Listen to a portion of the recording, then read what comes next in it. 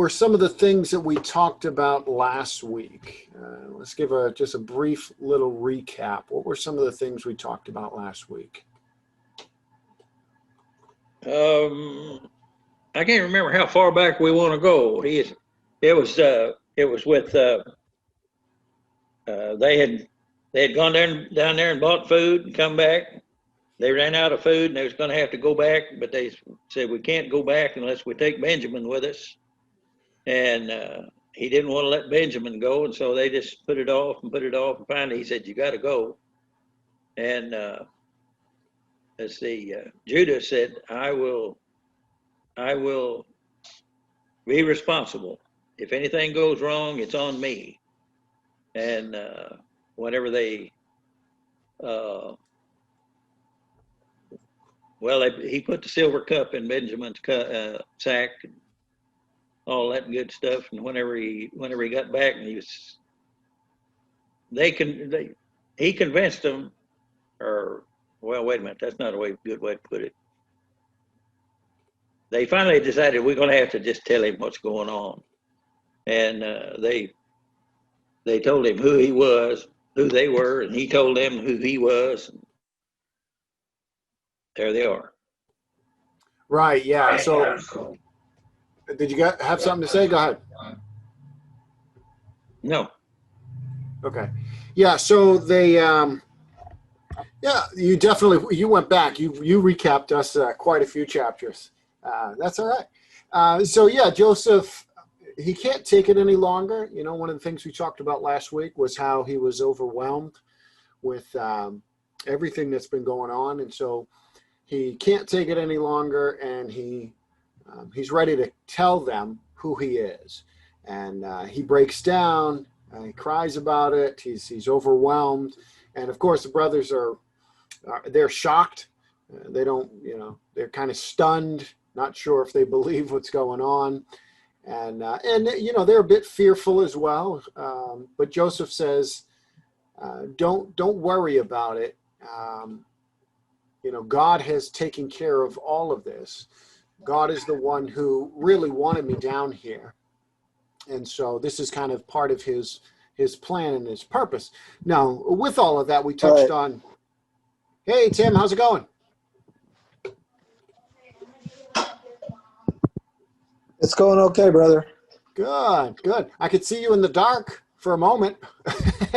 Yeah, I'm kind of in the dark right now. Okay. Literally in the dark hallway.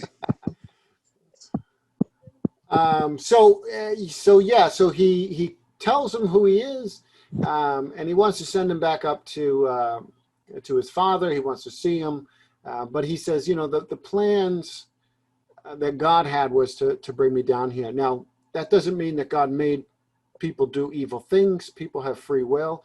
God is able to accomplish his will even through the free will choices of men, sinful men, righteous men, doesn't matter. God's able to work things out. Regardless of how that works, Joseph believes that all things work together for the good of those who love him and are called according to his purpose. So he doesn't hold any ill will against his brothers. Still, we could see that they're maybe not 100% sure about all of this, but they're pretty happy to be heading home and not being in trouble with this Pharaoh's second in command now that it's their brother. So they're told to go back and get their dad and bring him down. They're going to take care of all of that. So anybody remember anything else or want to say anything else about what we talked about last week before we move into this week's? If you got something to say, you're welcome to jump in and say it. Okay. All right, let's jump into the text here. We'll look at, we're going to jump into chapter 46.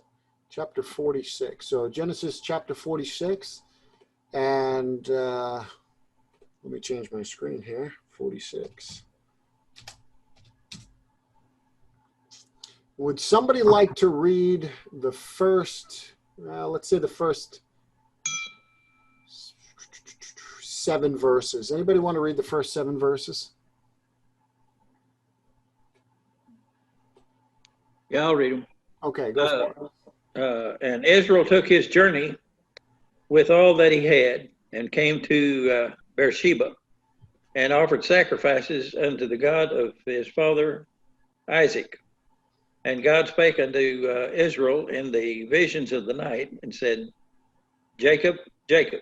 And he said, Here am I. And he said, I am God, the God of your thy fathers. Fear not to go down into Egypt, for I will there make of thee a great nation. I will go down with thee into Egypt, and I will also surely bring thee up again. And Joseph shall put his hand upon thine eyes. And Jacob rose up from Beersheba, and the sons of Israel carried Jacob their father and their little ones and their wives in the wagons which Pharaoh had sent to carry him. And they took their cattle and their goods, which they had gotten in the land of Canaan, and came into Egypt, Jacob and all his seed with him, his sons and his sons' sons with him, his daughters and his sons' daughters, and all his seed brought he with him into Egypt. And there, these are the names of the children of Israel. That's good. Which That's good right there. 7 is good. That's a good place for me to stop. Perfect. Yeah. Perfect. I'm sure you're happy not to go further anyway. I was thinking, I don't want to get into the name. Let somebody else do it. Yeah, right. Yeah. All right. So in Genesis chapter 45, Jacob is told about his son. He's told that he's alive, and he wants him to come down to go down to Egypt. He's going to take care of him. Everything is going to be well. Of course, Jacob has some struggles believing it. You know, it's kind of tough. It's a difficult thing to think about. But he's got joy in there as well. You know, so we might say he's got mixed emotions at this point. But he's going to travel. He starts to travel, and he goes to Beersheba before he goes to Egypt. Now, the question is there anything significant about this place? Is there anything significant about Beersheba?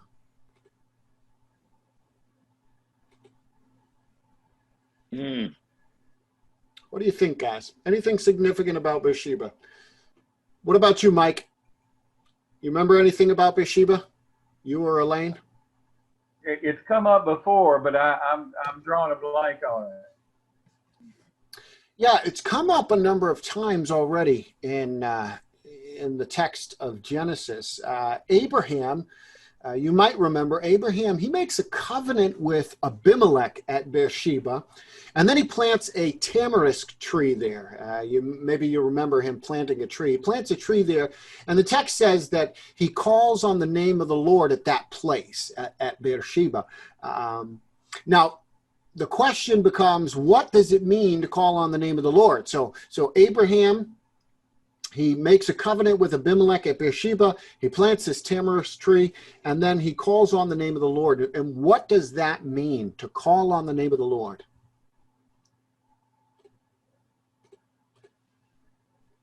I would say he was asking him for guidance or something to that effect. Okay, asking for guidance. Anybody else? What does it mean to call on the name of the Lord? He was offering sacrifices. He's offering sacrifices. Absolutely. The phrase, whenever we see the text say that someone called on the name of the Lord, that's significant. It's worship language. You remember earlier on in the book of Genesis, you've got the 2 lines. You've got the line of Cain. You've got the line of Seth. And it says at that time, people began to call upon the name of the Lord, or call on the name of the Lord. It's talking about worship, and of course they're seeking guidance and all of those kinds of things.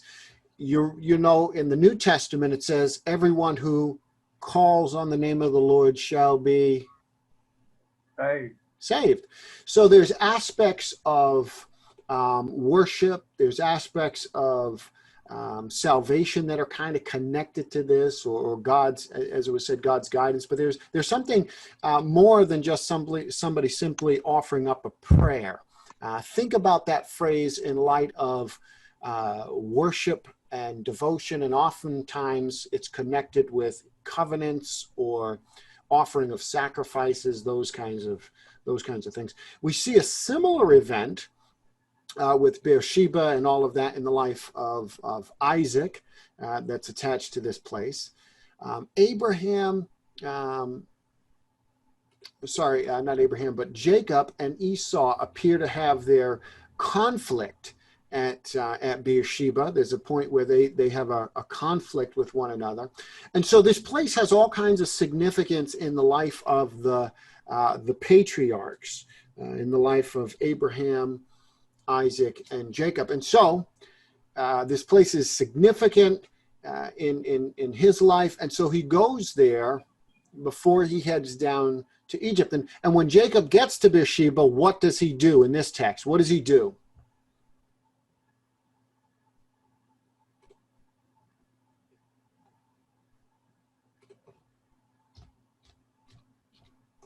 You guys are quiet tonight. What's he do? Jacob gets to Beersheba. Well, he had a vision. Is that? Okay, he has a vision. Well, he gets to Beersheba and he offers sacrifices, right? He's offering up sacrifices. Right. So he's offering up a worship to God, right? Special, significant period of time in his life. He's going to offer up a sacrifice. We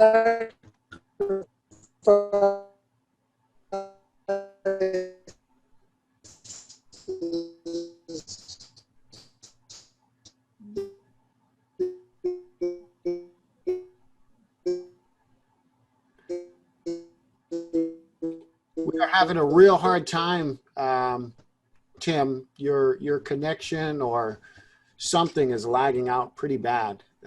Can't really hear what you're saying at the moment. Maybe give it a moment, give it a second and try again. Sounds like instrumental music. It doesn't sound like any kind of instrumental music I've ever listened to. So I don't know what kind you're listening to. It sounds crazy. Anyways, Tim, give it a moment or something, and then try to jump back in. Oh, looks like he jumped out. Maybe he's going to try to log back on.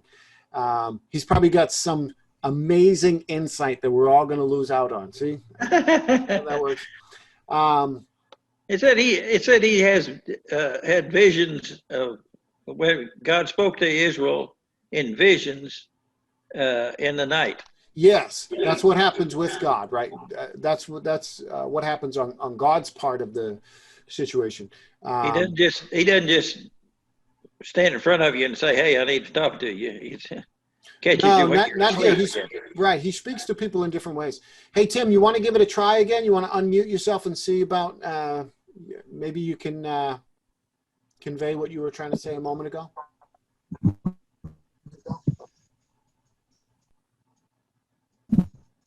Can you hear me? Yes. Okay. It's Tim. It was just a technical issue. Oh. I didn't have a good reception, and I didn't mean to say anything. I probably made noise. Oh, okay. Yeah, that's what it was. It was a lot of crazy noise. We were just assuming we missed out on some marvelous insight. That's all. So we were just waiting with bated breath for your marvelous insights into this text. All right, so he's going to offer up worship.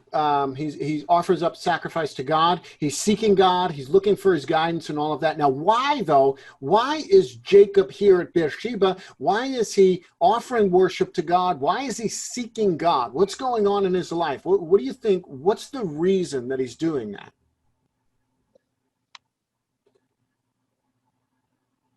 Well, this makes a big change. I mean, they were in bad shape. And all of a sudden, it looks like everything's looking up. Everything's going to be great. Yeah, there's definitely some big changes. And he's saying, I'm thinking, Probably has a lot of Go ahead, Paul. he probably has a lot of fear about going because he's lived ever since he got back there. He's lived in that area, and moving to a strange place is probably fearful for him. Yeah, this is definitely, I think there's definitely some fear going on here. I think you hit that right. There's also, what kind of men have his sons been in the past? Have they been good, upright, faithful men that can be trusted in everything they say and everything that they do? no. No, they haven't. In fact, what did Reuben do to his father? Anybody remember what he actually did against his father, the oldest, the firstborn? Didn't he sleep with one of his wives? Yeah, absolutely. So, you know, I know that these men have had a change, and I'm sure that Jacob has seen some of these changes, but it's really hard, isn't it? It's really hard to get rid of a bad reputation. It's really hard to undo the reality if you are one who is known as a liar or a thief, or if you're known as something negative, if you turn your life around, it's very difficult. People still have a hard time, right? There's always this little thing inside of you thinking, have they gone back, or it's not good. But I mean, there is just a reality of life. I try to tell my children all the time, when we ask them something, I always say, listen, tell us the truth. Yes, if you've done something wrong and you tell us the truth, you're probably going to get, a punishment, but it's going to be far worse if you lie about it, right? You're going to get double punishment, but you're also going to be labeled as a liar. We're going to have a hard time trusting you. So I try to relay that to them, that coming back from a bad reputation, being a person of a certain kind of character that's negative, is always hard to overcome. It's always a very difficult thing. So that may be on Jacob's mind as well. As far as, go ahead, Tim. I was going to say, I think about Saul, later Paul, in the New Testament, how the Christians were afraid of him at first. Oh, yeah. Great point. That's right. It didn't matter all the good that he was going around doing. He had to have people recommending him, and even then there was still, people were still concerned. What's going on with this guy? Great point, great illustration. So this could be going on in Jacob's mind as well. Now, as far as Jacob has been concerned for all of these years, we know in his mind, Joseph is dead. Somebody comes and tells you, someone you thought was dead for years is alive. It can be very difficult, especially if it comes from someone or some people who have, in the past anyways, shown themselves to be deceptive, conniving, scheming, liars. It's very hard to go through all of this. So I think there's a lot going on with Jacob here, which is why he stops in Beersheba, and he's going to seek the Lord. He's going to offer sacrifice. Remember, this is a special occasion, right?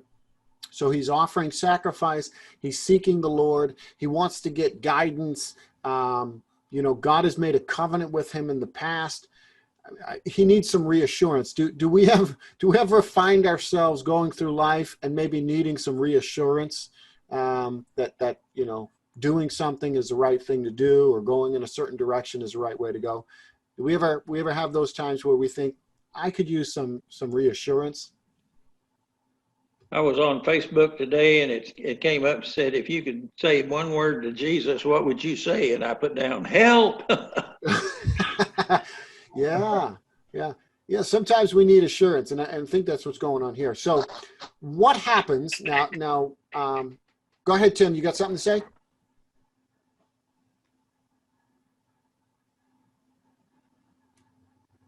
No. Okay.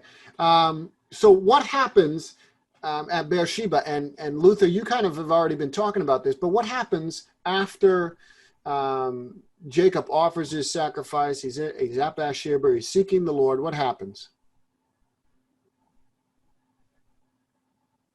Well, God tells him to go, and I'm going to go with you. Yeah. So God speaks to Israel, speaks to him in a vision, as you mentioned already. And he says, he reaffirms some things, doesn't he? He says, I am God. Not just I am God, I'm the God of your father, right? So he's giving him some reassurance. He mentions, I'm afraid it must be, I am outside and I'll it must be interference. he says, don't be afraid. Go down to Egypt. So he's saying, don't be afraid. Clearly,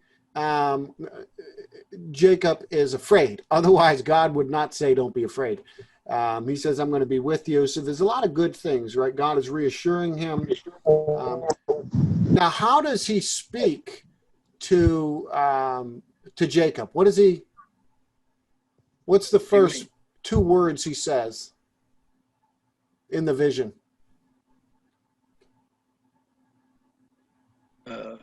Jacob, he calls his name. Right. Now, That's neat. How do you do that? I got special little things on my my computer here. Special. What is the doubling of the name? When somebody says Jacob, Jacob, or Abraham, Abraham, or Lord, Lord, in the ancient mindset of the Hebrews. Go ahead, Tim. It shows a closeness or an intimacy. That's right. That's right. Every time you see the doubling of the name, you want to think about it in light of saying something along the lines of my dear friend. So Jacob, my dear friend, my close friend, my intimate companion kind of idea. When Abraham is up on the mountain and he's offering up his son Isaac, the angel of the Lord, right? God comes to him and says, Abraham, Abraham. Now I've heard preachers and others say, well, that's because Abraham was so convinced in his heart. He was so determined to do what he was going to do. He was going to offer up his son that, he had to be called twice, kind of like what we do with our kids, Abraham, Abraham, like, wake up. That is not what's going on there. He's calling to him as a special friend. We see it here. I mean, this is not God saying, Jacob, Jacob, wake up. No, he's coming to him with comfort. Again, we see this in the New Testament. Jesus says, not everybody who says to me, Lord, Lord. It's not the issue of calling him Lord. Plenty of people do that. What he's saying is there's going to be people who claim to have an intimate relationship with me. They're going to say, Lord, Lord, did we not do this? Do we not do that? That kind of thing. So the doubling of the name, when you see it in the scriptures, is talking about this close relationship. So God comes to Jacob and he says, listen, my dear friend Jacob. Listen, I'm here, right? I'm with you. Don't be afraid. You go down to Egypt. Not only do I want you to go down to Egypt, I'm going to go with you. Don't be afraid. And not only that, what else is going to happen? When he goes down to Egypt, God's going to be with him. And what is his son Joseph going to do? Said Joseph will close his eyes. In other words, Joseph's going to outlive him. He will be there. He's going to be there at the end. That's end. Right. So he's getting some confirmation in a lot of things, isn't he? He's getting assurance. God's with him. Don't be afraid. I'm going to go with you. Don't worry about it. Not only that, he's saying, your son is alive. He's got confirmation that Joseph is actually alive, and that Joseph is going to be the one who'll be there at his very end, at his death. So all of that is very comforting. All of that's very comforting. And then, of course, he's ready to go, right? Verse 5, then Jacob set out from Beersheba. So what do verses 5 through 7 tell us? What's going on here? It says, and then Jacob set out from Beersheba. Sons of Israel carried Jacob, their father, their little ones, and their wives, and their wagons that Pharaoh had sent to carry him. They also took their livestock and their goods, which they had gained in the land of Canaan, and came into Egypt, Jacob and all his offspring with him, his sons and his sons' sons with him, his daughters and his sons' daughters, all his offspring he brought with him into Egypt. What are these verses telling us? That pretty well covered all of them. They didn't leave out any. Yeah, it's pretty repetitive too, isn't it? It's almost absurdly repetitive. Like there's an emphasis here, isn't there? I mean, you could have just said, and they packed everything up and went down to Egypt, right?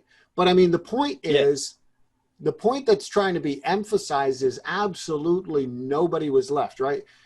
They took everyone and they took everything. They packed it all up and they moved to Egypt. Nothing was left behind. It's kind of like sometimes the way the Bible tells us stories or communicates to us is trying to emphasize things. And the way we do it today, if you were going to write me a letter or a text message or an email or something like that, and you wanted to emphasize something, a point, what would you do? What might capitalize you do? it? Capitalize it. That's one way. What else? There's other ways. What else? Underline, bold print, right? Highlight it. There's all kinds of ways that we would emphasize it.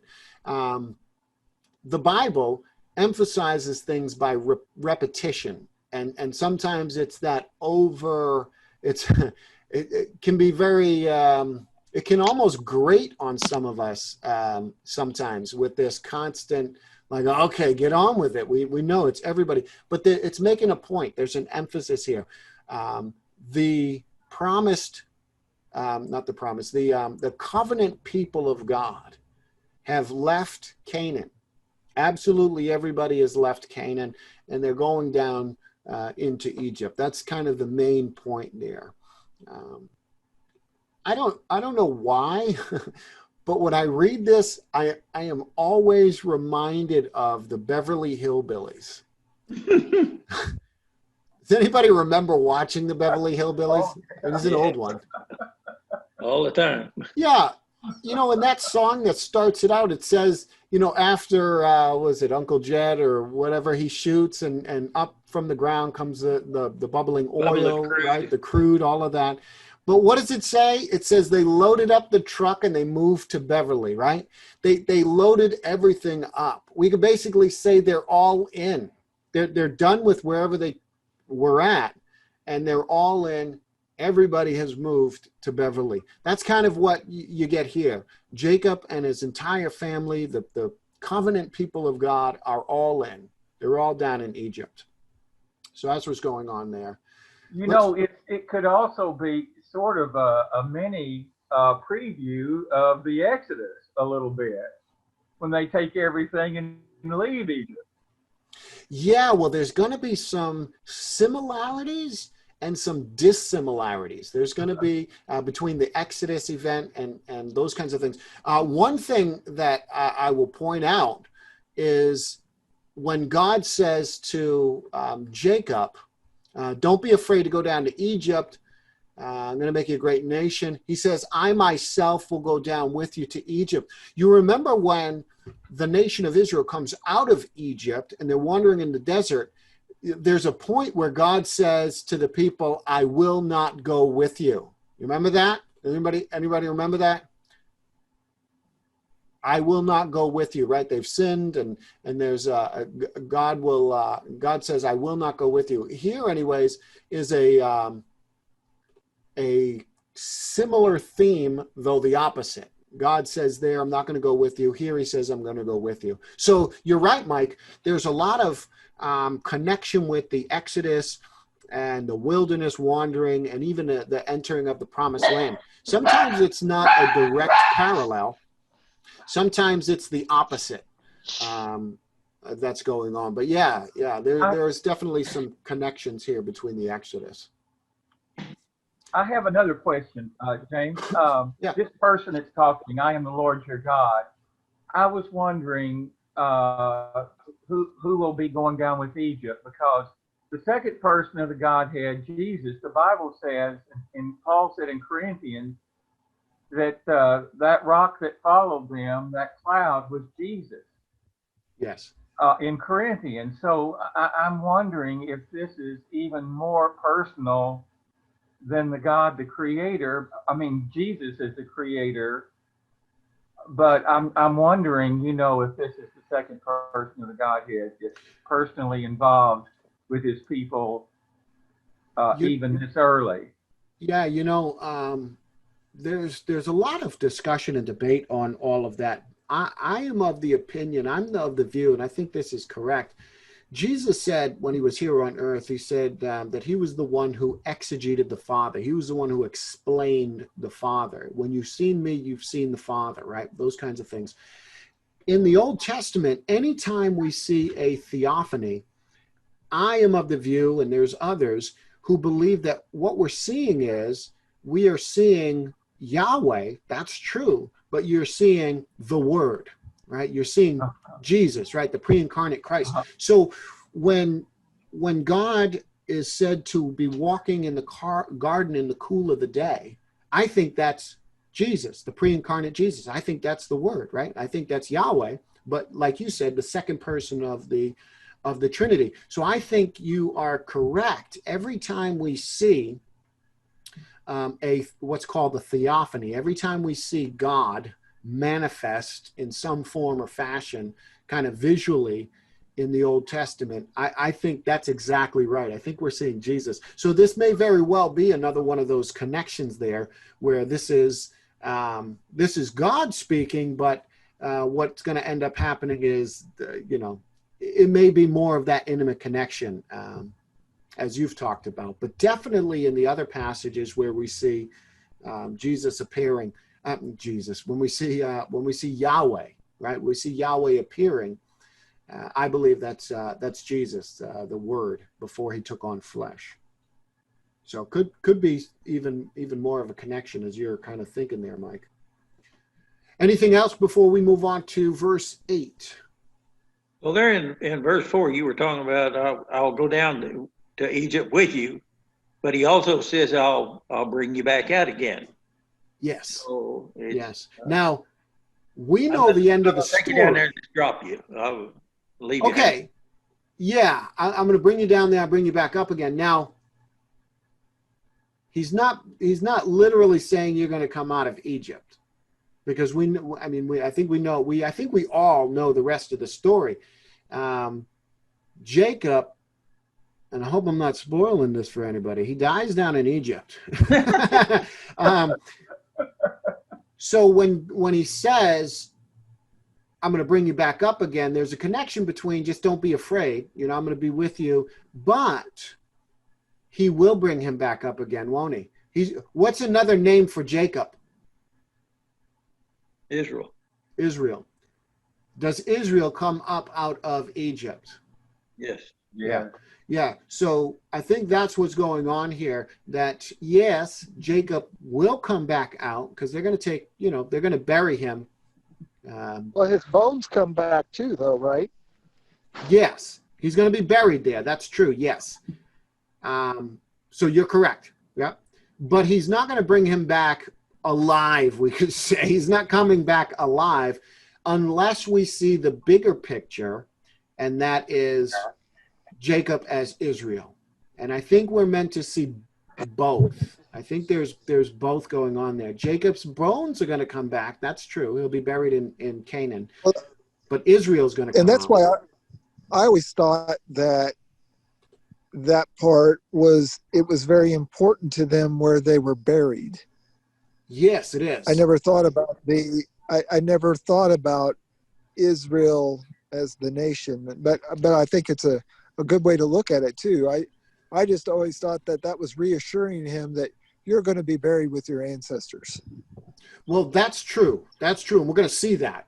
And that's a big deal for people, big deal, for a number of reasons. But we have to remember a couple things. We have to remember that Jacob is Israel. They're down in Egypt. We also have to remember that God is going to take them out of Egypt. But who is writing the book of Genesis? Who's the human author? Moses. Moses. Does anybody know where we believe he was writing the book of Genesis, Exodus, Leviticus, Numbers, Deuteronomy? No. I don't know. Conservative scholars, and I believe this, that Moses is writing this to the nation of Israel at Mount Sinai. So he's given them the law and all that, and the law, the first 5 books of the Old Testament are called the law. So it's not just the 10 commandments that Moses is giving the nation of Israel. He's giving them the first 5 books during that whole period of time. Some is going to be written later, but he's writing Genesis to them, and this is going to make a lot of sense to them, right? When God says, I'm going to bring you up out of Egypt. Where did they just come from as a nation? They've just come up out of Egypt. So this is sometimes what we have to do is we have to remember who the audience is. Who's writing and who are they writing to? This is Moses, inspired by God, who's writing historical account of everything that happened, but he's writing it for the benefit of the great nation, right?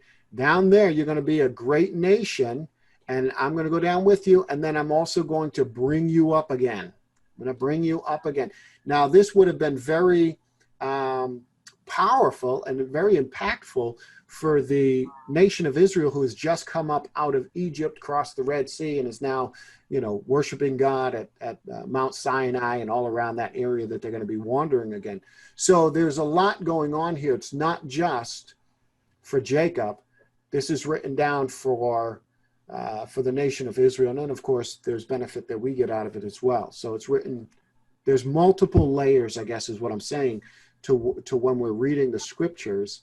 And we have to kind of keep that in mind. The same thing is true when we're looking at the Gospels and other historical narratives and things like that. We have to remember not only the story and who's being talked about and what's going on in the story, but we have to remember who is the human author that God is inspiring to write, and who is he writing to. So that gets us pretty deep, but I think there's multiple layers that are going on here. And one that we really need to think about is the nation of Israel is being discussed here in a sense as well.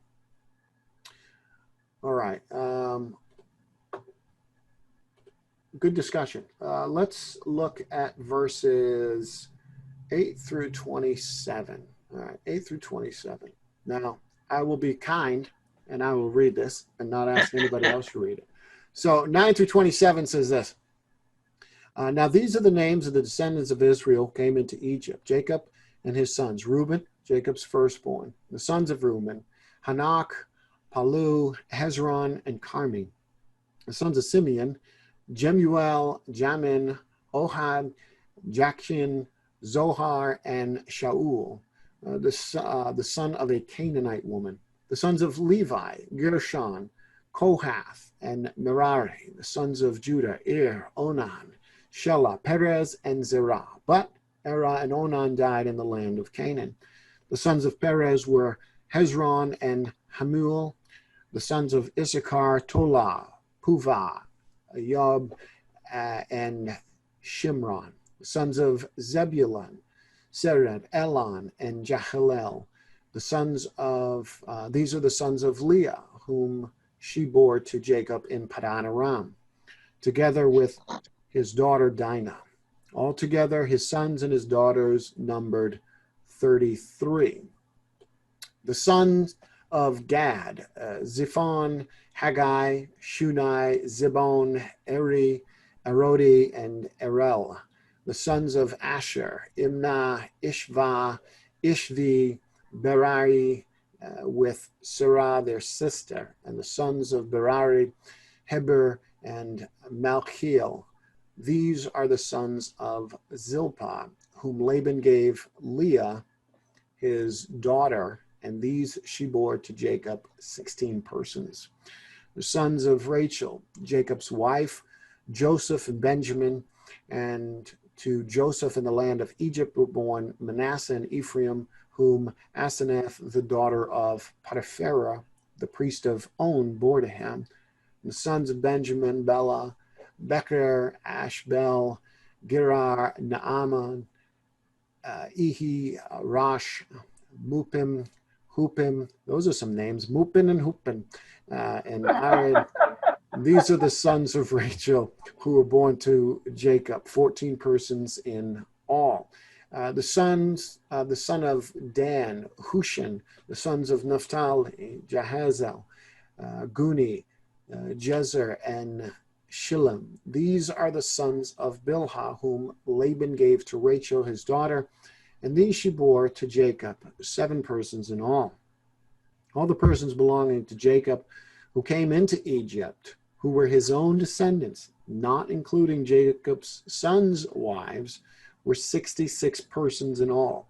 The sons of Joseph who were born to him in Egypt were 2. All the persons of the house of Jacob who came into Egypt were 70. All right, that's a big mouthful. How did Moses remember all those names? Well, he is inspired by God. There's also discussion of the possibility of using other documents. You know, the Jews were big on keeping genealogies and things of that nature. Some of this stuff could have been passed down in Egypt and kept, and then Moses utilized as added information to for the record and all of that.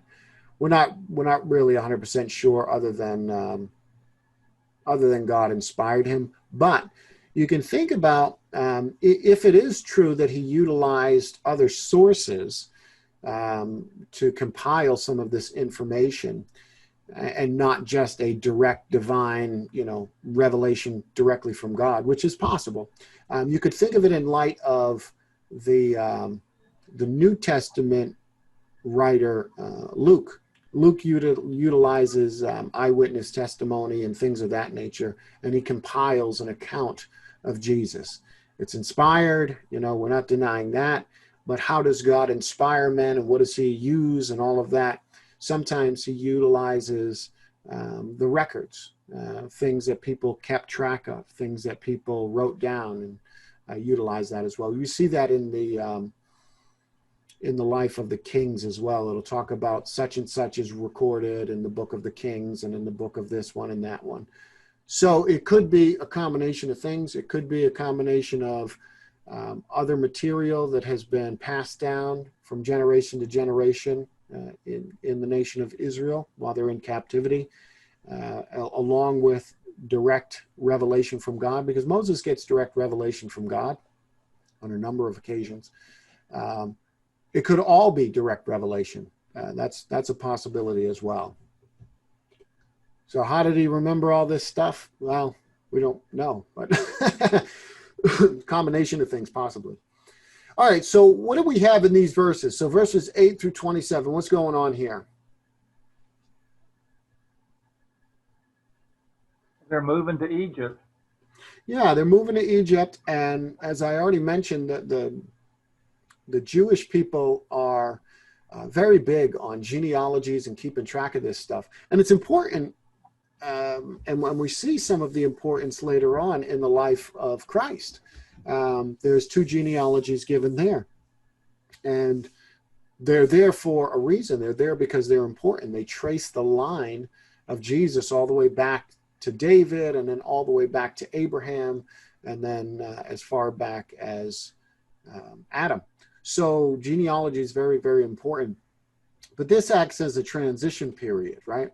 There's kind of a transition. They're going from living in Canaan, now they're going to live in Egypt, and things are changing a bit. We could say this is really we're entering into the end. This is kind of the end of the book of Genesis. This is the beginning of the end. There's not much left. They're going to head down into Egypt, and pretty much the book is going to come to an end. I know we're only in 46 and there's 50 chapters, but the next couple chapters, most of it is just, not a whole lot of new information. There's a lot of repetition of things. There's some prayers and blessings, things of that nature. But this is also acting, this genealogy is acting as a kind of a bridge to say there's a transition. This is the final period of time that we're kind of entering into. If nobody has anything on the genealogies, anybody want to bring up anything super important about the genealogies? Not me. I mean, they've got importance there, but I don't know that we need to dwell on it. All right, let's move on. We'll look at verses 28 through 34. Does somebody else want to read these a little easier portion of text, 28 through 34?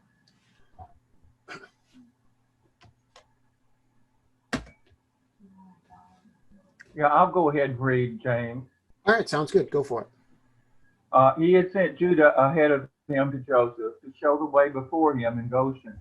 And they came into the land of Goshen, prepared his chariot, and went up to meet Israel, his father, in Goshen.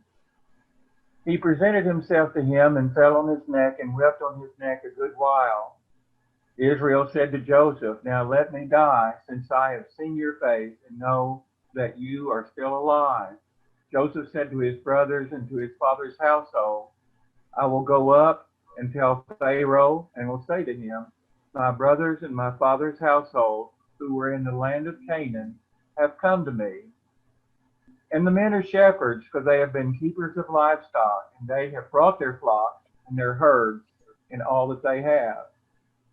When Pharaoh calls you and says, 'What is your occupation?' you shall say, 'Your servants have been keepers of livestock from our youth. Now, both we and our fathers, in order that you may dwell in the land of Goshen. For every shepherd is an abomination to the Egyptians.'" Okay. Thanks, Mike. Okay, so in these verses, we get this reuniting of Joseph and his father Jacob. Now, how does it go? What's the atmosphere like when Joseph and Jacob meet up again? They hug each other. Yeah, they hug each other. Didn't think it was ever going to happen. That's right. How would you feel? Maybe you've been in a similar situation. How would you feel if you were Jacob and you had thought for years and years that your son was dead, and now you find out not only is he alive, but you're seeing him for the very first time. You're able to put your hands on him for the very first time in all these years. How would you feel? What would be going on in your mind and in your heart?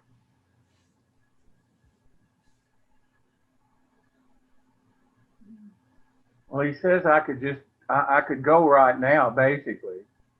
Right. I mean, this is what I've been living for. This is the last ounce of hope I've had to see Joseph alive. Yeah, he's overjoyed. We'd be overjoyed too, right? You'd be laughing, you'd be crying. Now you'd be crying. It'd be tears of joy and of surprise and of shock. And I mean, you've got to believe that even though both Joseph and Jacob know about one another, know that they're going to meet up again, to finally have it happen and to be there in each other's presence, and we see it, right? They're crying and they're weeping, right? It says he's weeping on his neck. He falls on his neck He weeps on his neck. And what does it say? He does it for how long? Long time. Yeah, a good while. He's there for a while, right? You say they're there embracing for a very long period of time. So overjoyed, there's laughter, there's tears. Would you say that this is a great time of celebration? Yes. Yes. Absolutely. Great time of celebration. What is this event a symbol of? What is it a picture, a symbol of? Going home. Going home. All right. There's definitely some kind of homecoming aspect to it. Yeah. Well, I'm thinking heavenly home. Okay. A heavenly home. That makes me, I got to tell you something. My sister had been gone for a couple of years, and they came down to my dad's house, and my sister walked in the door, and my dad shook her hand, and my wife was standing there and said, "Well, aren't you gonna hug her?" And he said, "Well, I can do that." And so they hugged each other, and I thought, that's beautiful. Yes. Yeah. You know, Yeah. just Would you? Do you think maybe that this is a picture of resurrection? Think about it. Yeah, that's kind of what I was. Yeah. Yeah, this is definitely a picture of resurrection. Jacob and everybody in his family believed that Joseph was dead for years. They spoke of him that way. He was dead. And now he's alive. This is a picture of resurrection. When Abraham is going to offer up Isaac on the altar, the Hebrew writer makes the point that he did it. You know, he did it in his heart. He had basically committed the act without committing the act had done, and he received back his son, right? Abraham believed that God could even raise the dead, and figuratively speaking, that's exactly what happened. That's what the Hebrew writer says about that event. You have a very similar thing going on here with Jacob and Joseph. Here is a resurrection. The scriptures point to the concept of the resurrection throughout. It's all over the place. If we actually have eyes to see, this is a picture of resurrection. Now, it's not literal, but it's a picture of it. There's one who was considered dead. Now he's alive. You know, all of that kind of concept is going on there. So this is pointing forward to the resurrection of Christ, but it's pointing forward to our resurrection as well. This physical bodily resurrection at the end, when Jesus does what he does, when he comes back and our bodies are transformed and all of that. So picture of resurrection here in this event here. It's a great celebration. And, you know, when that day comes for us, it's going to be a great celebration as well. I don't know what it's going to entail, but it'll be a great period of time.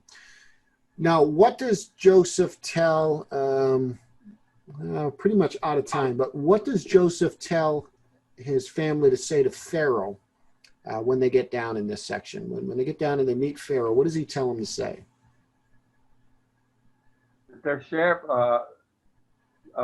I'm getting it wrong. They're shepherds. Yeah. No, you got it right. Yeah, the shepherds. Now, why does he tell them to say that? Because of the contempt that the Egyptians had for shepherds. Yeah.